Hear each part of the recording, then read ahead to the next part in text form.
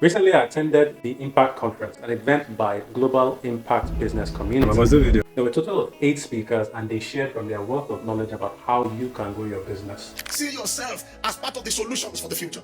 If you have a business and there's no clients, how will you run it? You might need to see what every other person don't see. But before you can raise funds from people, you must have shown yourself approved. You can't grow what you don't measure. Because once you collect money from people, my brother, you have to deliver. You have access to financing upwards of $25,000. But many of us, because we're so focused on the money, we are not listening to what they are actually telling you. In this video, I'm going to be sharing all the things I learned at the conference. If you're thinking about starting or growing your business in 2025, then stick around. This video is for you. Adversity and obstacles are major signals that there's a need for new solutions. So the first speaker of the day was Pastor Yemi Davids. He's a pastor of Global Impact Church. He's also an author, a speaker, a businessman. And I think he's somebody that preaches about excellence a lot when he speaks in church. But here are some of the things that he shared at the conference. So the first thing he shared is basically that you need to prepare for 2025. He mentioned that there are possibilities that exist if we open our minds enough to see what our businesses can become in 2025. One of the things he spoke about was adversity and obstacles. And he said that when there are adversities and obstacles, that's a signal that new products or new ideas or new impact is actually coming. So if you're looking at this season and asking yourself, oh, why are things so tough? Why is the economy so bad? Pastor Yemi is saying basically that when things are bad, that means there's opportunity rising and you should tap into those opportunities. You see problems as essentially opportunities for you to rise above what you noticed before and basically get to a higher level. People are complaining about the economy and people are complaining about how bad the situation is for them in their business. But Pastor Yemi basically is saying that when these obstacles arise, when these adversities arise, that means that something new is coming. And we should start to position ourselves to be the ones who provide the solution. He said that those who have the solutions will lead, and we should see it as an opportunity to provide the solutions for the industries in which we find ourselves in. One of the things that he usually says is that your best is never in the past, your best is always ahead of you. And you should expect that you, as a person, as a business owner, is going to be a provider of solutions that are yet to be created. And you should start to get yourself in the mindset. But one thing that he says is that people often disqualify themselves. And usually they'll say, no, I'm not qualified enough. I'm not the person to provide the solution. And he asks the question, why not you? Why can't it be you that will provide the solution that people are looking for going into 2025? If there's a challenge within your industry, you need to position yourself to think, how can I be the solution to this problem that exists in my industry? So don't exclude yourself. See yourself as part of the solution for the future. But to actually do this, you need to learn new things and work on improving yourself. Pastor Yemi is someone that always preaches about learning and growing. So he basically said that you should invest in character development, you should read books, attend seminars, subscribe to courses and things like that so that you can improve your knowledge and put yourself in a better position to actually provide solutions for your own industry. One of the mindset that he also preaches is that you need to look at everything from the position of serving people. Lasting impact, he says, is a function of love for people. If money is your primary focus, you have capped yourself. Those are his words. You need to provide answers, to the problems that people are actually facing. And when you focus on the people and finding a solution for the people, money becomes the byproduct. Success becomes the byproduct. So he advised basically that you should focus on serving people and being excellent for people. And the reward of doing that would be more income, more impact, and more influence in your own industry. One of the key things that he also mentioned is that when you don't lack people, you don't lack money. And I found that really interesting. So if you focus on people and actually building an audience, you will never lack money. So in your business, think about how you can focus on building a community of people that you solve problems for. But in doing that, you also need support systems. And some of the support systems that he mentioned is basically spiritual support, protection, people, wisdom, physical well-being. In other words, focusing on your health as an entrepreneur. Oftentimes we get focused on trying to deliver service or grow our business that we sometimes neglect our own health. He's saying that some of these things we need to focus on to build support for our health, build support for our mind, build spiritual support that would help us or sustain us when we are trying to solve problems for people. And he also mentioned that packaging is important. The way you conduct your business, communicate with clients, portray excellence every time, should be of key focus to you when you are serving people, when you're growing your business, or generally just trying to improve your business overall and serve people.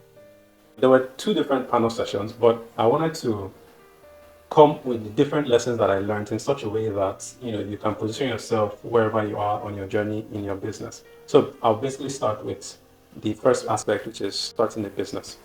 One of the hardest things to do in business might not really be the business itself, but actually managing people. Now, Gbenga Omolokun, never heard of him before, but this is the first time I've heard of him. He was asked the question, what are the foundational things that you should focus on before starting a business? And his advice was, why do you want to do it? Why do you essentially want to leave employment to be responsible for other people? And he also said that if your motivation is not strong enough, you would want to give up. It makes total sense. Sometimes, and I had this personal experience, I was treated badly as an employee. And when I had a conversation with somebody very close to me about what I'd gone through as an employee, he was like, hey, you can start your own business. And I thought it was easy at the time. And so I went on and I started my business. But what I got to learn is that it wasn't as easy as employment was. So essentially, Gbenga is saying that it's not enough that you notice a gap. You also need to ask yourself, are you ready to go the long haul? You need to be mentally prepared for what it takes to actually start a business and even grow the business. Because most people see the luxury of starting a business that, oh yeah, you own a business. However, it's not as easy as it always seems. Take time to ask people who already own businesses what it was like for them starting the business, why they are still doing the business. Basically, just try to understand the motivations that keep people running their business. So when you also start your business, you're actually prepared mentally for the journey ahead. Gbenga also went on to say that, yes, you've noticed the gap, but is there markets in the gap? Is there sufficient markets in the gap? Is your solution unique? Sometimes, we have a brilliant idea and we just say we want to start a business, not realizing that sometimes the market might be too small to operate in. And sometimes it depends on the kind of business you start. But what Gbenga was essentially saying is that you need to adequately analyze the opportunity that exists. Is this something that when you start, you're going to be doing for the next 5, 10, 20 years? Or is this something you're just doing just to get by? So you effectively need to understand and analyze what the opportunity is within the industry. When you discover the gap, you need to find out what your advantage is. Like, what difference are you going to bring into the industry? Are you going to do it faster? Are you going to do it better? What unique difference do you think you can add to the industry that will make people want to do business with you rather than people that have been in the industry for quite a while? So when asked what are the lessons from the music industry to build sustainable business, ID Cabasa responded this way. He said that you need to recognize the seed when they don't look like it. I think the very first thing I would say is to recognize the seed when they don't look like it. He said this because when he started his business, he thought that he was going into music. However, he soon discovered that the best impact that he has made is in the business is the people finding expression in what he has created. In other words, he created a business, but other people came into the business and they experienced a certain transformation, right? So he said sometimes you won't recognize the seed when you begin, but you need to ask for insight, or you need to take your time to understand the seed that you have been given. recognizing the seed is a function of mindset. And he said that you might need to see what others do not see for you to be able to build a sustainable business. And again, he said it takes mindset. And that's one thing I like about ID Cabasa. He's very, very deep. He went on further to say something about sight, which was really interesting. That as much as you've started the business, you need the gift of sight to be able to see what's going to happen next. That he also mentioned that sometimes what has worked can often distract us from what could work. If you think like how everybody else has been thinking, you might not grow, you might not do something unique in the marketplace. So that gift of foresight, and again, he mentioned it that it comes from the mindset, and you need to focus on developing that mindset to be able to see these things when you start your business. We think that everything has to be perfect before we begin a journey. You can have a vision, but your vision, you can actually modify it as the business grows. So the next speaker I'm going to talk about is Funke Bucknor-Obruthe. When asked about the principles to help you scale your small business, Funke answered it this way, and she said, you need to have an idea of the problem you want to solve when starting your business. And in doing that, you need to have a clear vision of why you're doing what you're doing. Like in our own example, she said that when she came into the events industry, that for her, she wanted to give people joy, whether it was a birthday or a wedding or a funeral. She wanted people to have joy in their events, So for her, that was a unique problem, because I'm sure in our own experience, or maybe you might have even noticed this, that during events, the owner of the event sometimes gets really stressed out and that they don't even enjoy the event themselves. So for her, that was the problem that she wanted to solve. Oftentimes, we make the mistake of thinking that it needs to be perfect when we start. That the most important thing is that you need to start. And as you start, your vision changes along the way. As you continue to invest and you continue to work in the business, your vision starts to change and you start to see newer levels within the business. She went on to also discuss that you need to know your why. The outcomes that you want to have for clients, you need to be clear about the intangible results that you want to see in your clients, in your people. What experiences are you looking for them to have in your business? So the next speaker also went on to talk about problems. You always want to think about problem solving in two ways. Are you building a multivitamin or are you building a painkiller? A multivitamin is good to have, but a painkiller, if you're having serious headache today, you won't care about any other thing than wanting to take that painkiller, right? But you can do without multivitamin. Andrew said you need to solve real customer problems. And he said it this way, that it's either you are giving people a painkiller or you're giving people a multivitamin. And when you're starting a business, you need to build a business that serves painkillers. Now, for him, multivitamins is a good to have, but painkillers are what really solve the problem. So in your own business, you need to ask yourself, what pain are you solving? He also mentioned that you need to grow or die. And he said that the first law of Newton doesn't work in business. And the first law of Newton states that if something is moving, it continues in that state until a force is applied to it. And I hope I got that right. So he also went on to say, if you can't measure your growth, you are not growing. And I think there's a quote that says, you can't grow what you cannot measure. So as a business owner, when you start out, you need to know what to measure so that you're able to identify where you're growing and where you're not growing. And this basically just helps you to have a pulse on the business. And over time, it compounds down the line. The things that you get to measure, they compound down the line within your business when it comes to growing your business. The next speaker, she really blew my mind, Nnadi. And I think what is very unique about her is because she's very hands-on in the sales process, in the marketing process when it comes to growing a business. You must love sales. If you are in business or as a business owner, you are just starting and you're saying, I don't like sales, you are in the wrong profession. Especially at the beginning that you are just starting. Because you cannot hire anyone at that time. When she was asked, what are the creative ways to raise capital for your business? She went on to say that basically the low-hanging fruit is family and friends. We all know this, right? When you're starting a business and you're looking for funds, the first place you need to start is family and friends, and then you ask around, see if you can raise some capital. But most importantly, before you even go and ask these people, you need to be a person of integrity, right? Somebody that people can trust. If you're going to borrow money from somebody or take money from somebody to start a business, you need to think about how you're going to pay them back. She mentioned that, she borrowed money from her sister several times, and each time she was borrowing the money, her sister was gaining confidence that, okay, yes, I know that when I give Nancy money, she's going to give me back. So you need to be that kind of person that if you're taking money from somebody to actually grow your business, you're the kind of person that will return that money back to them.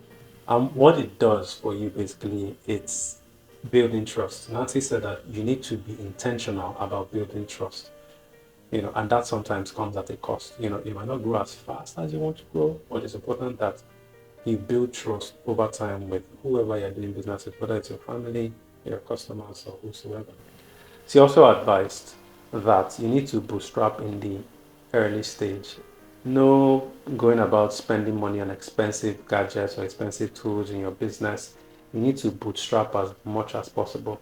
And the reason for doing this is that you need to retain enough money in the business so that you can sustain it for longer.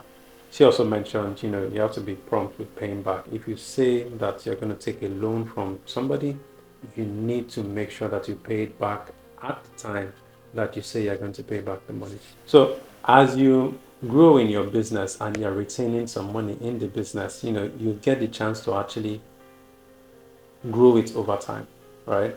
And as you're growing the business, you start to notice certain loopholes within the business where you're losing money. She advised that you need to close the gaps within your business where you're actually losing money so that you can retain more money within your business. One of these creative ways in which Nancy advised that you start to raise capital for your business is doing pre-sales and customer financing. In other words, calling customers up and saying that, yes, you have a product coming up, sales are going to start, but they get the chance to actually pay upfront and get it at a cheaper price.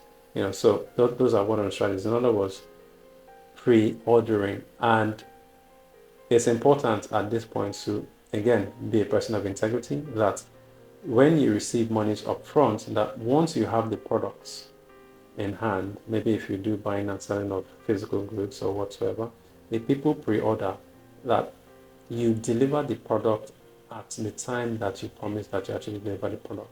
That again goes back to fuel the trust that customers have in you and in doing business with you.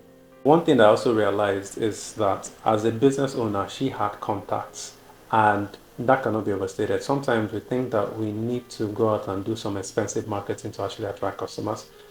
We already have people on our contact list on our phones that we can call up and say, hey, I have this brilliant product that would be great for you. Do you mind doing business? Do you mind buying this product? I believe it's going to be a good product for you in your business or whatever. It's important that you use the contacts that are available to you, to make the first couple of sales in the early stages of actually growing your business. Another thing that she mentioned is doing barters. Barters has never really been my thing, but I like to look at it as a creative way to collaborate. And that goes to my other part now, collaborating. Sometimes you might not have the product to actually sell. And I think our brothers from the eastern part of Nigeria often do this, is that if they don't have the product in their store, they go to the next person to actually get the product and then sell to the customer who is requesting the product. And then they share the revenue. So you need to think about how you can have partnerships or collaborations where you're selling products of other people or other businesses around you, and they're also doing the same for you. And generally, together, you both are earning income and sharing the revenue as a result. At the end of the day, it's about delivering the best quality for the clients. So even if you don't have the product, you can source the product from somebody else to deliver to your product to your customer and serve them in the best way. And the last bit that she mentioned when it comes to raising capital for your business is crowdfunding. Crowdfunding essentially is pulling money from different people all together and saying, hey, I have this brilliant idea. you bring this amount of money, you bring this amount of money, let's put it together and actually fund this idea and benefit from it. It paid and profit, of course, but it's more like pulling funds from a crowd, as the name suggests, to actually start your business. And again, the integrity piece actually comes into play because these people need to know you, know what you want to do with the money, and trust you enough to say, okay, yes, I want to give you this money for this business idea. So Coach Nancy went on to talk about the fact that you need to know your numbers. And I think when people start their businesses, they start with a creative idea, but do not understand that it's important to know your numbers. It's similar to what Andrew actually mentioned about measuring things in your business. So you need to know your numbers. And if you don't know your numbers, or if you don't know the process of knowing your numbers, get someone to help you. Either get someone to teach you how to measure and know your numbers, or you get someone to do the measuring for you or get to know the numbers for you. But most importantly, when they collect the numbers, you also need to know the numbers so that you know if your business is doing well or not. So I went on to say visibility brings sales, and if your business is not visible, if you the owner are not visible, you will not sell a dime. So as a business owner, you need to put yourself out there. A lot of business owners make the mistake of starting a business and saying that I'm not going to do marketing, I'm not going to shoot videos, I'm not going to do any social media content, and it's harming your business a great deal. When people see that the owner of the business is really putting in the work to put themselves out there, then they want to do more business. And a great example is Elon Musk. As soon as he bought Twitter and turned it into X, he was very visible on the platform. Think of Tony Elumelu, for instance. In the banking industry in Nigeria, when he first came out, he was very visible in the business. Think about Steve Jobs. As a matter of fact, when Steve Jobs was there, it's hard to hear another name higher than Steve Jobs. So as the owner of the business, you need to spend a lot of time being visible and, in Coach Nancy's words, market your brand shamelessly on social media so that you can get orders for your business. So another critical thing that Coach Nancy also mentioned is that you need to love people. And in reference to people, she's talking about two types of people. Your customers. In other words, treat your customers right. Give them the right value, the value that they require or even more, and give them great quality. So the most interesting thing that I would say at this conference that was said by Coach Nancy, which is you need to love sales. And a lot of business owners start a business but don't know how to sell. And I think that is actually the most critical part of running a business. I made that mistake in my own business. I did not know how to sell. And I'm learning how to sell. But most business owners make that mistake of not wanting to sell. They want to delegate it to some other person to actually do. And here's the funny thing. You, as the business owner, you're the chief salesperson, you're the chief marketing officer of your own business. So if you're starting a business or if you're growing your business, you need to realize that most of the sale is actually going to come from you, the business owner. But another group of people that are critical to actually growing your business are your employees. You need to create an environment for your employees to thrive. You need to create an environment where your staff are treated right, your employees are treated right, and they're in the right environment. They get the right kind of structures to support their growth within your organizations. And as you're growing your people, your business is growing. Seriously, that cannot be overemphasized because I am a strong believer in growing businesses through the people that you have within your business. So as a business owner, you need to focus on growing your people. In other words, you need to focus on growing your employees, your staff, the people that you work with, so that you can also grow your business as well.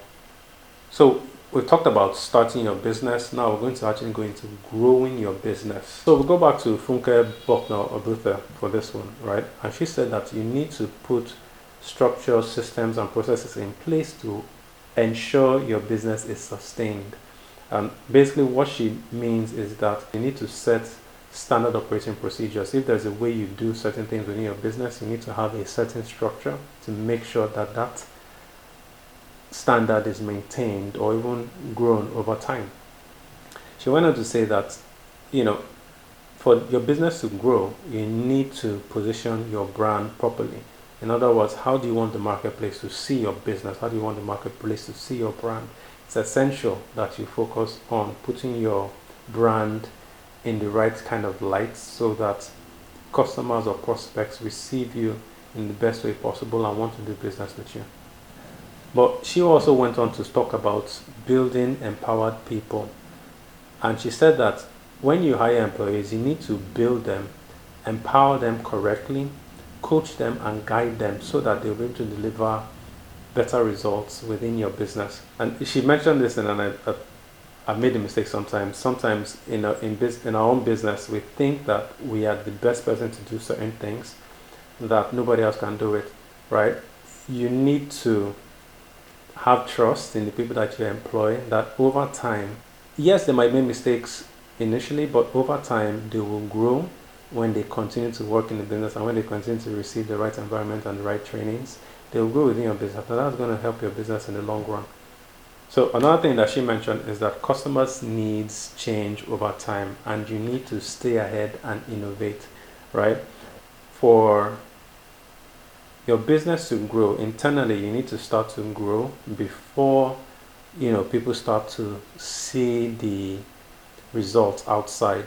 One of the key things that she mentioned is you need to reinvent your brand, and it's similar to what ID Cabasa said sometime during the conference, which is having the sight to see things before they actually happen. See ahead of the curve, more or less.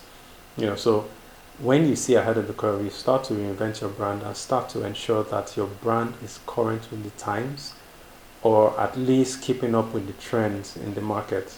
And that ties into the next thing, which is you need to be innovative and be creative. So in other words, you're taking something that already exists within your industry, your business, and you're improving on it.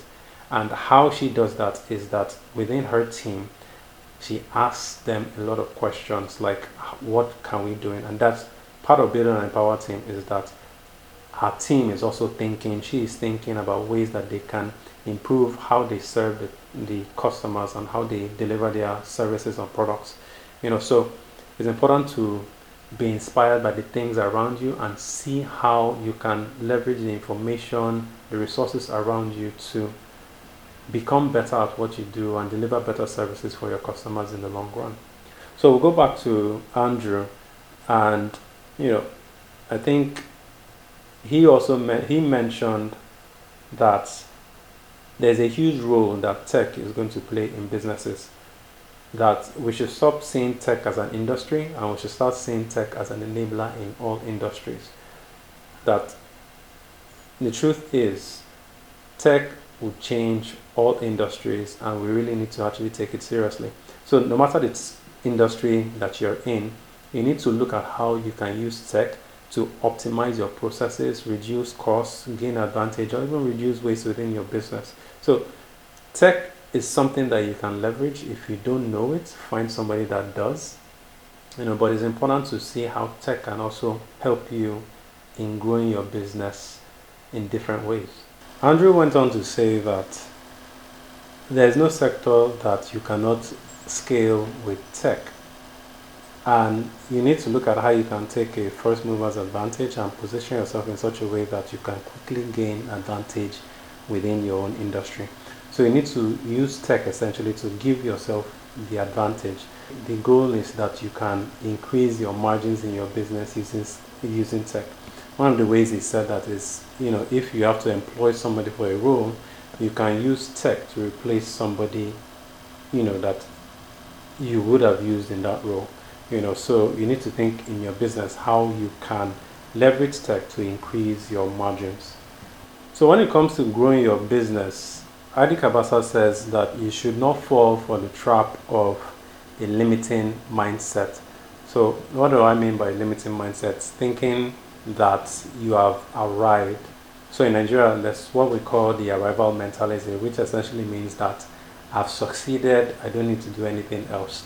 rather than having that mindset, you need to ask yourself, how can you learn from what you already know, and how can you learn from others? But also another thing that Cabasa also said is that you need to build capacity to understand when time and season comes. So sometimes within the industry, you start to see certain signs that say that it's time to change, and you need to be ready to see those seasons and then adjust accordingly, right? In the past couple of years, tech has grown, and a lot of businesses are still being left behind because they are failing to adapt. It's a season of change, it's a season of growth, and most businesses are not seeing that. So you need to develop capacity to be able to understand when these times and seasons actually arise. And basically, it's essentially seeing the trends and moving accordingly. But another thing that he also says is that you need to know when to evolve into another side of the business. So in his own case, a lot of time he was doing music production, right? Creating the music in the business. But as he grew in the business, he started to realize that there's a human capacity side that also needs to be developed. And he also went into mentoring, right? Helping people to start their own music labels and things like that, So as a business owner, you used to ask yourself, what are the other ways in which you can start to evolve within your own business? The final part of this video is on scaling your business. This is where the real money talks, right? You've been in business for a while, been running your business smoothly and things are going okay, right? Gbenga Omolokun said that you need to prepare for investors, because as you start to gain success in the marketplace and in the industry, people start to see you. And it's important that when you're running your business, you need to know your numbers. Again, knowing your numbers before you go out to ask for investors. So what most businesses do is they get to a point in growth and then investors see them and say, hey, I want to invest in your business. But unfortunately for them, they've not been keeping their books, right? And Gbenga says that if this is a skill issue, that you need to find a way to start to keep your numbers, to keep your books, right? And it starts basically with the diligence of writing things down, regardless of the knowledge scale that you have, how much you've made, what you spent it on. Those are certain things that you need to start to pen down in your business early on, because it helps investors to see that you know what you're doing, you know what you're spending money on, and you know what the growth levers are within your business, right? And if you don't know it, if it's a skill issue, you need to seek people that understand how to do this. What this does is that it gives investors the confidence, to know that you know what you're doing within the business.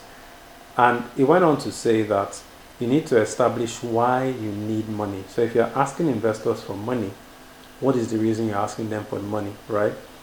And it's important that when you know why you need the money, you need to establish what value that money that you're asking for is going to create within the business. One of the things that Gbenga also said is that you need to be able to keep records. It's a way to show how healthy the business is, right? And that's a way to build trust, for investors before asking them for money. Depending on where you are in your journey, there are many tools available for you to help and scale your business. Another of the speakers that actually came was Kenise Hill. Now, Kenise Hill works with the US government. She's actually American. And she said that when it comes to accessing finance to scale your business, that there are grants and investment funds that have been created by the US government.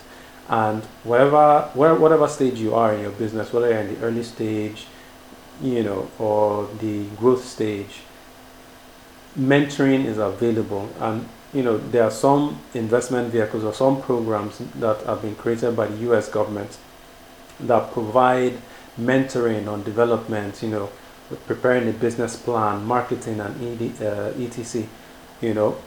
Wherever it is you're on the journey, funding is accessible at every stage. So it's important to find out information about these programs online. One of the programs that she mentioned is the DFC. And the DFC has partnered with some Nigerian banks to provide financing for companies within the minerals industry healthcare, food, agriculture, energy, and even small business. One of the things that she said, that before you need to access the finance, you need to be somebody of character. And to be somebody of character, you need to find mentors, people that are doing what you want to do within the industry, and then try to learn from them. When it comes to the selection process that these agencies actually go through, they are looking at solutions that can create impact, social impact, right? How much impact is it going to create within the community or within the country as a whole? Essentially, is it going to provide more food? Is it going to provide more education? Is it going to increase the capacity of the citizens of the country? Those are some of the elements that these agencies actually look at when it comes to actually funding. But back to the banks that she mentioned, Access Bank is one of them, Union Bank and FCMB Bank are three banks that actually provide funding. So if you have an account as a business owner, go and check out these banks and ask what kind of funding that they provide, when it comes to the following industries: minerals, healthcare, food, agriculture, energy, and small business. There might be opportunities for you to access funding through those banks. Now, the last speaker, Iyin Aboyeji, has founded two unicorns, namely Flutterwave and Andela. And essentially, he was asked, when securing capital, how do you maintain control over your business vision? They are doing very well. Somebody is excited about their business. Rather than take the time to understand the investor and what the investor is trying to achieve, they just praise the Lord. Money has come, and they rush into a deal, and ultimately that ends up in tears. The key thing that he said is that if you want to maintain control but need capital, it's possible to do both, but it also depends. That people think that all money is equal. He said that money is not equal, right? That as entrepreneurs looking for funding to scale their business, you need to be perceptive to understand the money you're taking. So he said that entrepreneurs usually rush into deals, and then they don't understand what the investor actually wants. His advice is that you need to find out what the investor really wants. And sometimes they actually say it, but entrepreneurs are not paying attention because they get excited about collecting the money. So as an entrepreneur, you need to be mindful of what the investor actually wants. There's something that he also said. He said, never be in a position where you need investors' monies to survive or to stay alive. He said that it's a trap, that good investors will see it and walk away, but bad investors will take advantage of you in the process. So you need to never be in a position where you need investors' funds to actually survive. He went on to say that you need to have a sense of the kind of investor that you want and the role that you want them to play. Now, it reminded me of an entrepreneur who told me that he actually interviewed his board of directors before actually accepting them into the board. So it's kind of similar to investors, right? What else apart from money are you seeking from the investors? Some entrepreneurs just say, oh, give me the money, I'm fine, but the truth is you can leverage a lot of things that these investors can provide. So you need to ask these investors, what else can I get from you? More than the funds, what else can you provide for me? Can you provide me some level of mentorship, education, whatever? What other access can you get from the investors as a result? And the last thing he mentioned is that you need to be spiritually and values aligned with the capital you take. And what he said, that before he takes any money from any investor, what he does is that he goes to a spiritual place to pray about it before actually taking the money. And there are occasions where he has come back, and said that, oh, I didn't get approval, which was very interesting, But he said that you should not work with investors who have different values from you, right? And in the initial stage of speaking to an investor, you start to get a sense of who they are, right? Now, if your values do not align with the investors, Iyin is saying, do not take money from those kinds of investors. You need to do something that you're comfortable with and you think is in the best interest of what you're creating and the people that you're creating the business for or you're running the business for. So it's important, like Iyin says, to be spiritually and values aligned with the capital that you take. Those are the lessons that I learned from the Impact Conference and all the speakers. But here's one thing that really excited me during the event, right? So they played a video at the event, talking about the GIBC community, the Global Impact Business Community. And a few months prior to the Impact Conference, I'd offered free consultation calls to entrepreneurs who needed marketing consultation, right? So one of the recipients of that free consultation actually mentioned my name, and it really got me excited, and I was proud. As a matter of fact, I almost cried because I'm a firm believer in helping entrepreneurs who are just starting out, and it really warmed my heart that she actually mentioned my name, and I was actually very, very, very happy in that moment. But most importantly, whatever stage you are in your business, I hope that these tips have been helpful for you in terms of starting your business or growing your business. And what's most important, I want you to approach 2025 with the mindset of growth, with the mindset of helping people to grow, and the mindset of creating lasting impact. I wish you a successful 2025. And here's another video that you could watch that you could find value with. Thanks for watching, and I'll see you at the next one.